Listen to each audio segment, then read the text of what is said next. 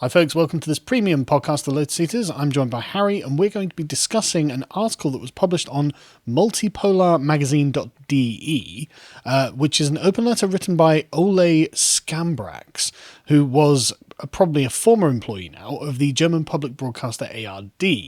And he had, in their coverage of the coronavirus pandemic, found himself with many unanswered questions, questions that we can't actually address on YouTube because of YouTube's editorial guidelines. And so if you're watching this on YouTube, you may well want to navigate yourself down to the description and click on the link so you can view the full podcast on lotuseast.com, because that's the only place that we can host it, it seems. So anyway, without further ado, we'll see you over there. And for those people who are with us on lotuseast.com, Harry, what happened here? Because I saw this article and it seemed quite interesting. Yes, so as you've mentioned, it appears as though Ole Skambraks is probably, as you say, former employee of the ARD. And I've before getting into the article itself, I've done a little bit of research into who they are and what their role is in German broadcasting. First, I thought it would be interesting to bring up the difference between Ole and this article in itself, which you would imagine, given the sorts of stuff that it was talking about, would be quite eye-opening to a lot of people in terms of there's an element of whistleblowing to it and saying that, well, my broadcaster who I work for are not talking about these things, we're not discussing the pertinent topics regarding COVID, and sort of like contrast that to the experience that another whistleblower who's come out recently has experienced, Francis Haugen. If you just skip over, you can see places like the Daily Mail and all over the mainstream media have just opened her up with open arms. She got a verified Twitter account. She got favourable coverage on CNN and various left-wing media outlets in America. She's been embraced by the mainstream. Yes, whereas Ole, on the other hand, seems to have mainly been met with silence, or the only other websites that I've seen actually picking this particular article up and his open letter in general are quite low-key websites, as far as you could say. So I think that's just a good little demonstration of the difference between a whistleblower and a whistleblower in this example here, because she's just saying exactly what the establishment wants to hear. He is definitely not. But if you skip over, so looking into them, ARD, as far as I could tell, they appear to be the German equivalent of the BBC. They're funded by a broadcasting fee that's paid by the German public. And looking into it, I found that our old friends at the AfD, the right-wing political party that, if I remember correctly, were the ones trying to blow open the case in the Kentler experiments and try and get the victims of that some justice, I think would probably be... That's the one where the German authorities decided to place vulnerable boys with paedophiles, is it not? Yes. Yeah, we covered that recently. Yeah, we covered that a few months ago, and they were trying to get them some justice, and the AfD were then, of course, lambasted as, they're just far-right reactionaries trying to take advantage of the situation. They just don't want young boys to be molested by paedophiles. How Look reactionary at of them, yes. Obviously the conservative position. Yes, but they have been very critical of the ARD. They have accused them of being biased and partisan to left-wing agendas, and which they doubtless are. Which they almost certainly are. And looking into the organisation a little bit further, if you skip over, I've taken this information from the German Wikipedia. So as always with Wikipedia, take some of the information potentially with a grain of salt. Especially when it's political.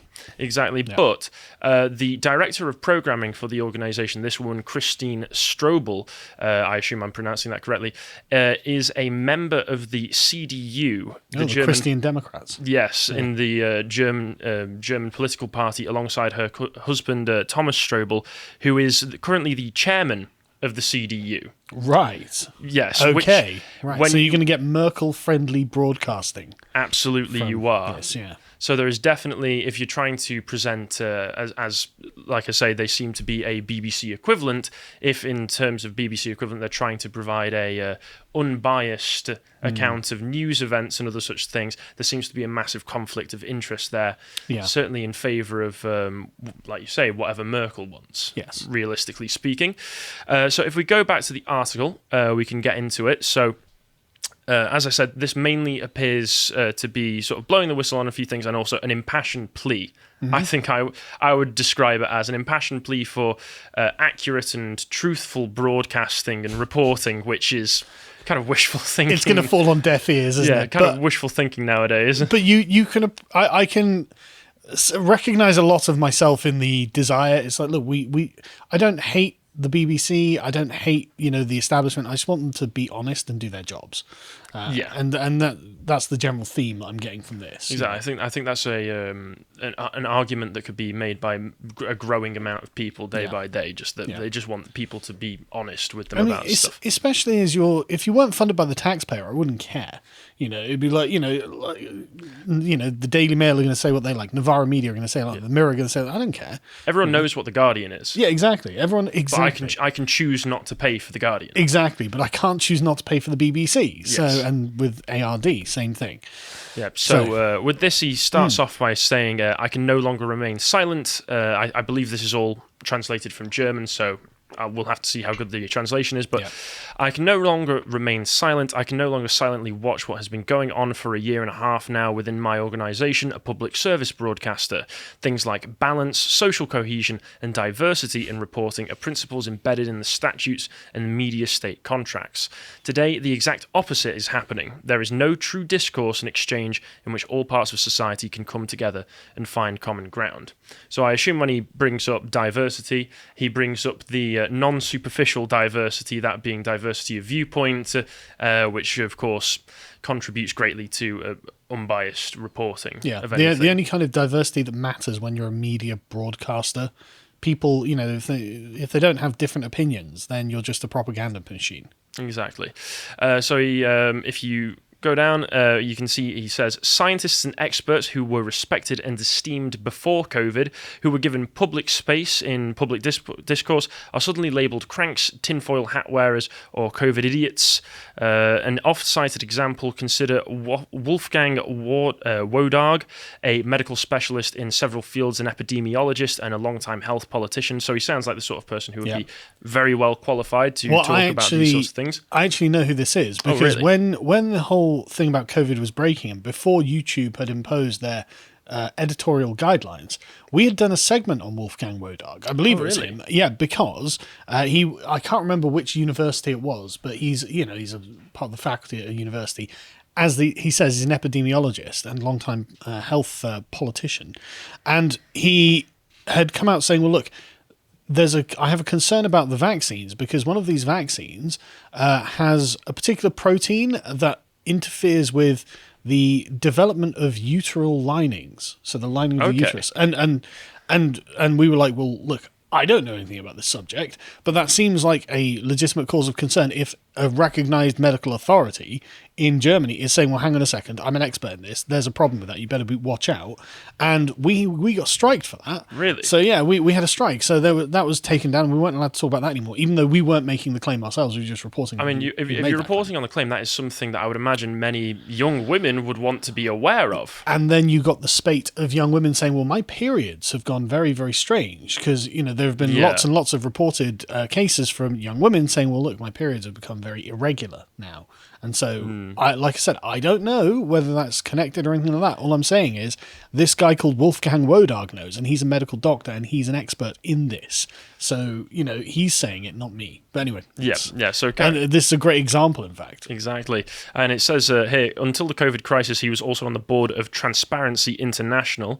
In 2010, as the chair of the Council of Europe Health Committee, he exposed the influence of the pharmaceutical industry in the swine flu pandemic. At the time, he was granted the opportunity to express his opinion on public service broadcasting, but in times of COVID, this is no longer possible. His voice has been replaced by that of so-called fact-checkers who seek to discredit him.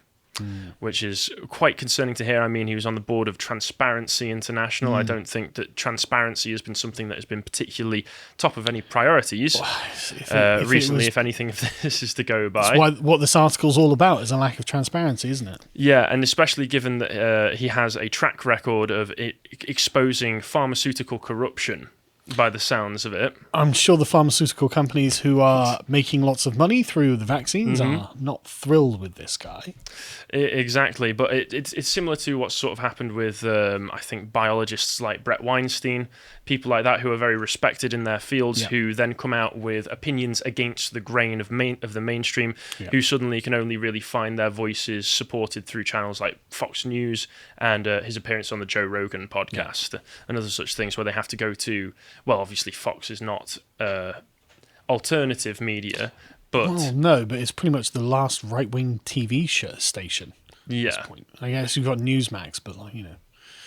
Yeah, and it carries on. Instead of an open exchange of opinions, a scientific consensus was proclaimed that must be defended. Anybody who doubts this and demands a multidimensional perspective in the pandemic will reap indignation of scorn. This is something that I noticed, and it was shocking how quick that consensus was come to at the very beginning of the pandemic. It felt like we in the UK went into the first lockdown. When was it? Around the end of March last year. Yeah, it was very early in last year, and it was very, very early in that all of a sudden just it was decided what was happening and what could happen moving forwards.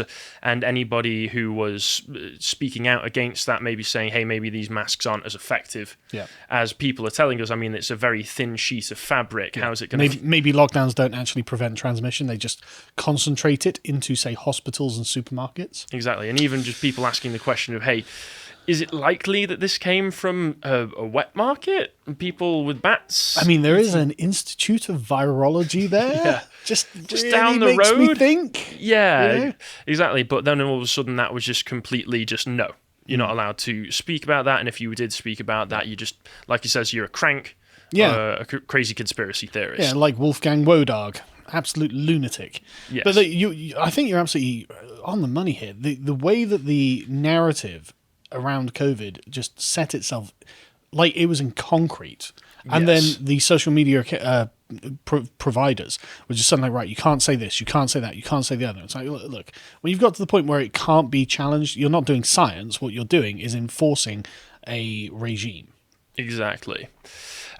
So... and just another thing as well, the idea of scientific consensus. Well, there have been loads of doctors who have been speaking out about this. Like loads of doctors who talked about hydroxychloroquine and ivermectin who just got censored. Yeah, I mean, the idea of scientific consensus in the first place is kind of a bit of a misnomer terminology-wise. I mean, one of the whole foundations of scientific theory, or like philosophically speaking, is the idea that you do have to consistently go over your results over and over and over again and try to purposely falsify them so that you can... Because what stands up better to the test of scrutiny than something that you scrutinize as much as possible and still can't be proven false? Science isn't, you're not allowed to question this. Yes. that's what a religion is, incidentally. But what's more interesting is I recently had to study the philosophy of science, and one of the standout people in the field was a chap called Thomas Kuhn, who wrote a book called The Structure of Scientific Revolutions, I think it's called. But what essentially his thesis is, like, look, if you look at history, the way science works is you have a consensus or something, broadly accepted mainstream, and then you have people on the fringes who are derided because they're pointing out something that is an exception to the current rule that doesn't fit in the current scientific paradigm, and they are explained away or they are censored and shunned and ostracized until enough like radicals, or not radicals, but like enough fringe people are pushed to the fringes where the evidence for what is a part of the paradigm that's not being included in what the current paradigm is, it becomes overwhelming, and then a theory arrives to incorporate the old paradigm into this new one, and then you move forward into the next paradigm. You see this with like Newtonian physics and Einsteinian physics. Yeah, that's the example that I was going to bring up. I think that it was Newtonian physics, from what I'm aware, is broadly acceptable for as far as day-to-day work. As far as we observe things on a day-to-day, but Einstein's theory of physics expanded it to the point where it's allowed for, I think it's X-ray. I'm not a scientist. All sorts of stuff. Yeah, but the point is, you can see this, and this is a great example of it. But there are a bunch of other ones, like Copernicus pointing out that the heavens move, and that was anti-Christian dogma. But the thing is, in like China, they didn't have Christian dogma that said the heavens were static, and so they'd known for centuries more than us that the heavens moved, and the Babylonians knew this. The heavens, shifting. It's like, why would we even think that's not the case? Well, because we had a dogma that told us we couldn't do it, Yes. and it's the dogma couldn't be criticised, and therefore these people get persecuted. But the point is, like, science is unfortunately done by human beings, and human beings are fallible, and they have egos, and they have things to lose, and if you've committed to a theory your entire career and some guy pops up and goes, hey, I've got some evidence to suggest that theory's false, then turns out that the human thing to do there is to try and repress that information rather than accept it. To watch the full video, please become a premium member at lotuseaters.com.